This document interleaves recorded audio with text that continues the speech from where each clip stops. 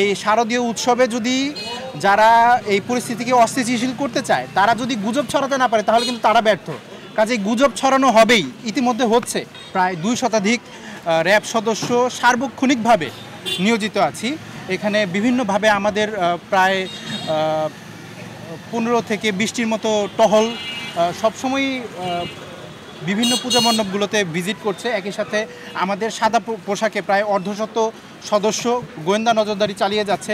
এগুলো আমাদের যে নিয়মিত কার্যক্রম, এর বাইরে শুধুমাত্র দুর্গাপূজাকে ঘিরেই আমাদের এই প্রস্তুতিগুলো রয়েছে। এছাড়াও আমাদের যে ডগ স্কোয়াড এই পূজা মণ্ডপের নিরাপত্তার জন্য রয়েছে। আমরা কিন্তু একটা প্রাথমিক চিকিৎসার জন্য আমাদের একটা মেডিকেল ক্যাম্পেইন চলছে, ফ্রি মেডিকেল ক্যাম্পেইন।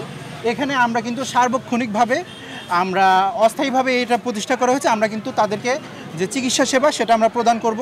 যেখানে আমাদের ফিজিক্যাল অ্যাপিয়ারেন্স দরকার সেখানে ফিজিক্যাল অ্যাপিয়ারেন্স, যেখানে আমাদের গোয়েন্দা নজরদারি দরকার সেখানে গোয়েন্দা নজরদারি। কোনো ধরনের নাশকতা হতে পারে এ ধরনের কোনো গোয়েন্দা তথ্য নেই। তবে গোয়েন্দা তথ্য নেই তার মানে এই না যে আমরা ছেড়ে দিচ্ছি।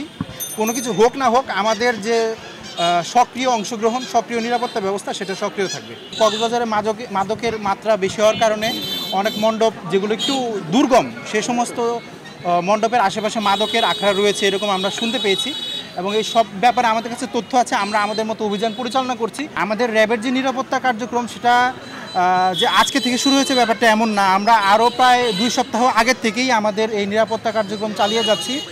এখন আমরা পুরো দমে আমাদের যে শারীরিক উপস্থিতি বা ফিজিক্যাল অ্যাপিয়ারেন্স সেটাকে আমরা বেশি জানান দিচ্ছি, কিন্তু আমাদের যে গোয়েন্দা নজরদারি এবং আমাদের যে অন্যান্য নিরাপত্তা যে কার্যক্রম সেটা কিন্তু আমরা আরও প্রায় 1 সপ্তাহ আগে থেকে আমরা পুরো দমে চালাচ্ছি।